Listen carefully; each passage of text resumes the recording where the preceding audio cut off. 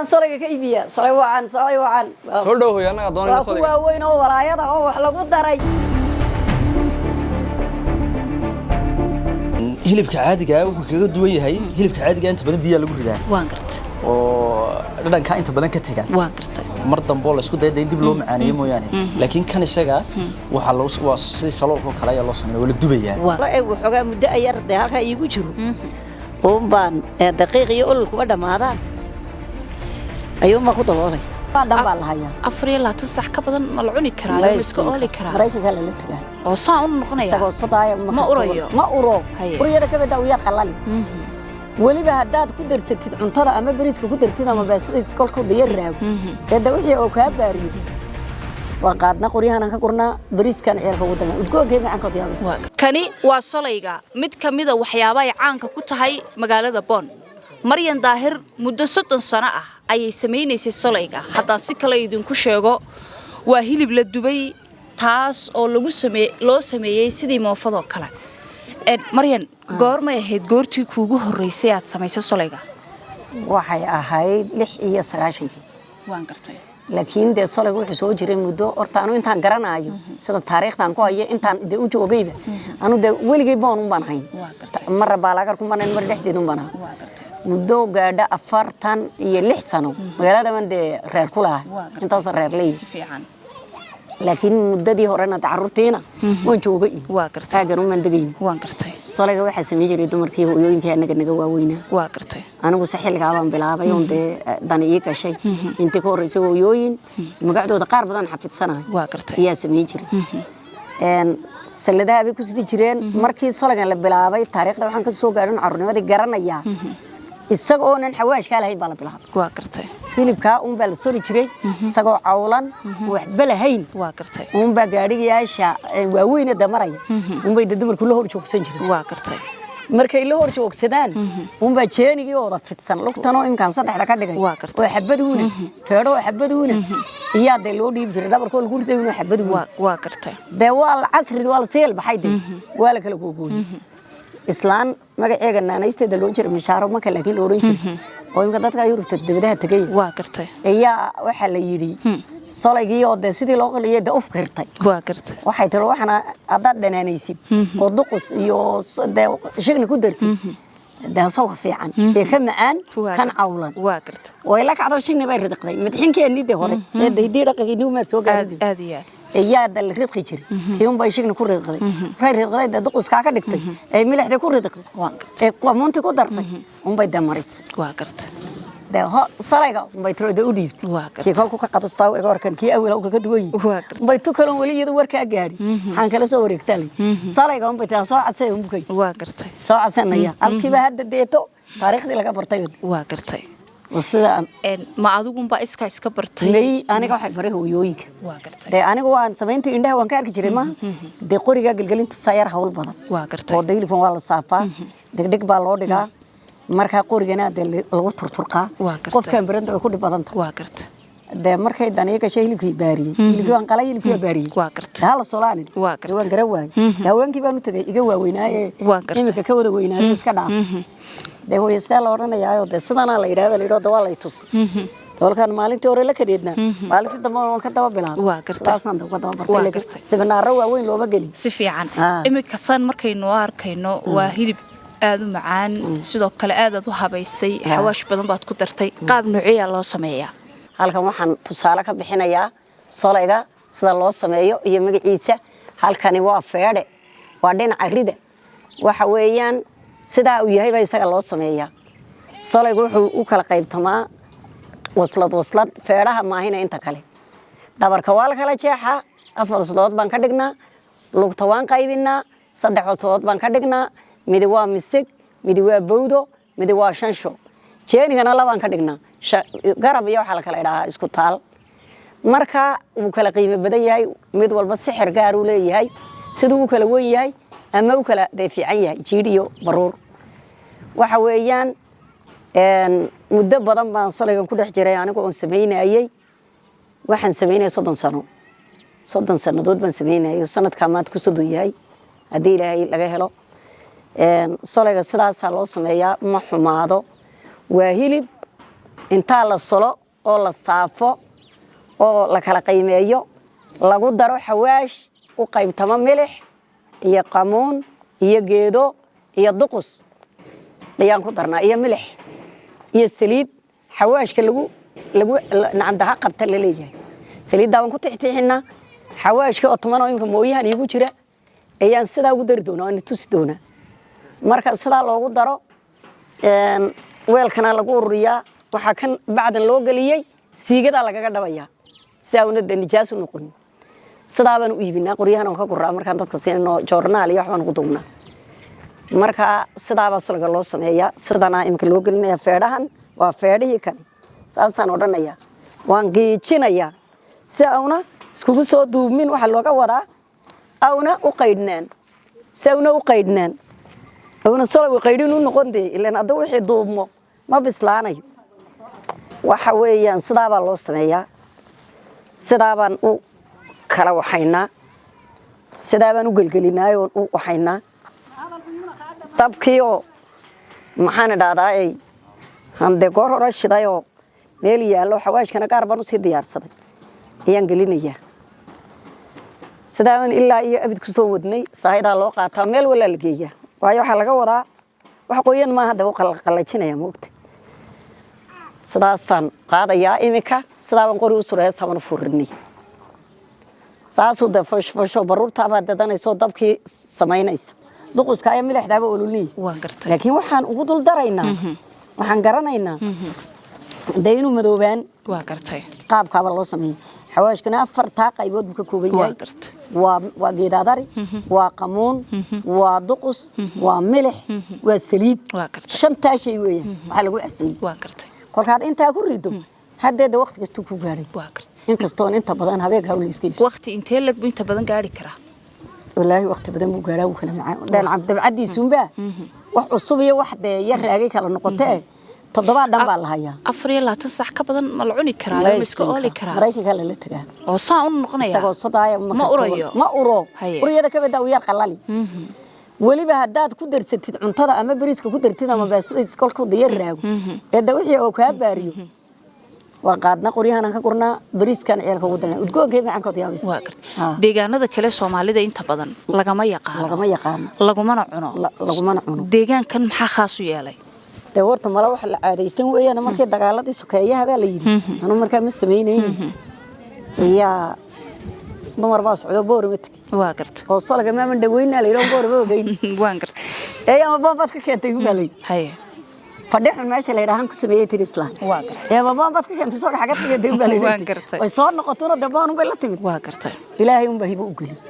waxaan waa la wada garanayaa in ka daan iska socdoon boon tago on samayn karaya boon ma tago laakiin si ay tahay waan garan waayay hilada boon bay saaranta dumarka boon baa caadaystay solayga boon baa lagu geeyay taariikhda boon waa gartay diyaarintiisa iyo maad aragtay sameyntiisa iyo waxyaabaha wax caqabado laga kulmaamay jirtaa دهوت وير هول بدين معنا سامبوسة مودة سامبوسة ما هو سفيعان نوع سامبوسة وي كل واد صافي كل واد قريين والحواش كارتهم كل واد دوبي كل كات ما أنت كدم بعد كشقين هذا ولا دقيقة ما تسوق ده سوله تاجنا وسامبوسة ده كيس واد كرر يا وشي مدة يا دبعتها مدة صدق كسنة أذوق السامي سبر كل جيم هذا أنت قياس كرتها إن مجال بون وشير صلوا sanadada la eeg 40 sano ay noqonayso waan gartay dad anaga nalaga ba ku dhashay Soomaali waan gartay hay anaga uun daadayday ya Soomaali ku dhashay waan gartay hadii xidmeeyay noqonayso hay xidmeeyay noqonayso dumarkii sameyn jiray deewan waa labada dumar ee mid iibul bay gashayba qada ali bul bay gashay oo ay deedo qowdo khalaas bay noqotay idoo 20 jir oo dhaldashan way sameeyay dadkeena anagu min laglegi ya qarniga waaweyn dawaq waqtigii hore solayga la sameyn jiray iyo haatan oo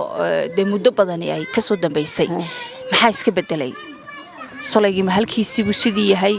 ma waxba ka gaabsamay oo gabaabsi badan ku yimid inta la kama gaabsan haye iska fiican iyo waa la iska iibsadaa Jabuutiga khaasan markay sii socdaan markay sii socdaan bay naga iibsadaan dadka magaaladuna waaba ku caamo hariyada ku qaadaan way naga qaadaanba islaam baa jamantay la oraya dhalinyaro noo soo dirtay la oraya solay magaaladiina solay kale ka keen la oraya banaga ma gaabin sidii baa loo iibsadaa dadka inta badan idinka iibsama ama xilliyada inta badan la iibsado waqtiga xagaaga liibsada marka la dhaadhaciyo marka la qolo waan gartay dadka badan ee yaa xiisaynay wadada ku joog midda labaad solaygani gaariyada waa ka dadku si ku yar noqda ama ku meeska uura ama dadacari wax ku helaan haddaad hilibka dhanaan dhamiso ma matagis waan gartay tagu ka cilmi waan gartay si fiican waa la xiiseeyaa aad iyo aad baa loo xiiseeyaa waan gartay la naga iibsada wax isma bedel hay hadiyadaha kolkol neef dhan baa la naydhaa sol neefkaay oo dhan oo waxba ka maqnayn labada lugood oo 3 labada jeeniyo 4 labada lugood waa 6 labada jeeni waa 10 hawma dhabarku wuxuu noqdaa 4 waa gartay waa imisa waa 14 hawma ilaahay tiista tahay labada feedhe oo iyaguna 6 noqon jiray walka lagu gooyinayo qiimaha waa kala duwan yihiin way kala badan yihiin kan imiko kale imsa siyaasada waxa weyn 5 waa gartay waa feedhi waa bawdu taay waa shanshadi waa 40 tani waa 60 waan gartay waa 5 saas qiibo kala badan si u kala waaweeyeen bay u kala hada mid bay ka weyn waan gartay feeruna dawaaqaro oo waxa in jilmada ho de isaguna inta qaydin ka maansinay 80 maansin waan gartay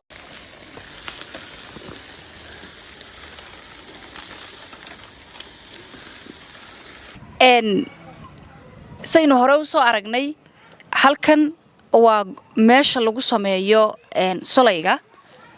Maryan iyada inooga warami doona maanta waxaynu dul joognaa halkii moofadii ha waxaynu isla soo aragnay qaabkii loo sameeyay iyo hawshiisii bal warka hadda halkan waa moofadii markii hore waxa jiri jirtay moofad tumaal u sameeyaan sidaan ku garaadaysnaan ku soo gaadhay oo maxaan idhahday dhooba oo jalxada baashi loo oran jiray oo ka afyar inta aadna way u fiicnay runta aan ka hadlay imka waan casreynay tumaaliyo wixii ma aragno annaga samaysana sidaan aan u sameynaa haddaan doon afka waan yareynaa oo meris kalaan si tala sameynaa marka waan ku soo laalkaan ba ku hurinaayo wax ku daboolayo maras saarayo hala waxa dabaylana ka xidhnaa de oo lagu ma sameeyo moogtahay salayga waa uumiga marka baa loo daboolaya markuu bislaadana xawaashka ma sidii tusaalaan hore u bixiyay baa lagu daadinaya waan gartay marka sidaa weey dadka haynu tusno qaabka loo sameeyo ololkana basaaya waan gartay oo dhamaan ololka dhamaanaya waan gartay dabka yar kala xaadi waan ku ridayaa qori baan u kala gudbayaa waxaan soo qaadayaa qori kan baan soo qaadayaa sidaan u dhigayaa waan gartay sidaan markaan u dhigo de waa sidaan baan ku oranayaa sidaan markaan idhaa waan gartay dabka imka yaroo de moogta haduu badan yahay uu guban lahay waan gartay ku yar daboolayaa sidaan baan u daboolayaa markaan daboolo ee waxoogaa muddo ayar de halka iigu jiro baan daqiiq iyo olol kuba dhamaadaan ayuu ma ku daboolaya aba intanba saasaan u sameeyaa iska bislaado oo de iyo de wada fashta wada ku te aw xeeyo ayuu baan maxaan raakol ku bislaado baan de haddana sidii de xawaashkii adduunka ku daray waa gartay sidaa buu soo ku eg yahay qofada baa lagu sameeyaa taayo imka sida casriga oo kale aan ka dhiganay dabaylaha waa laga wada furfuraynaya waa gartay kolka la wada furfureeyay imka inaga nii baneeyay iyo qalaas iyo la daboolaya mudday ku jiraysaa uu iska shuuqaya uu bislaanaya xawaashka iyo ku wada daray Ismaan Mahdi Isaaq waa mid kamid ah dhalinyarada magaalada Boon halkan caaw wuxuu ku cunayaa solaygii Ismaan soo dhawow waxa cunaysaa solaygii bal solaygan iyo taariikhdiisa wala nimco waan dhawahay sadarkaysa waxaan ku casheynayaa waxa weeyaan solaygii waa waxyaalaha ugu muhiimsan ee aad ku xasuusanayso markaad maqasho magaalada Boon ama ha timaado waa gartay solaygani saad caawa aad arkayso waxa weeyaan cuntooyinka ugu muhiimsan ee ku hayno halkan waa gartay waxaan idhahnaaba waa kalluunkii seylac iyo lawiyacado waa gartay oo de waxa intaas isaga noo bedelo oo isaga ma taqaanaa kalluunka bedelkiisi weey saad taariikhda ku hayso ama dadka aad ka maqashay ilaa 60 sano 50 sano ya la isticmaalaya waa gartay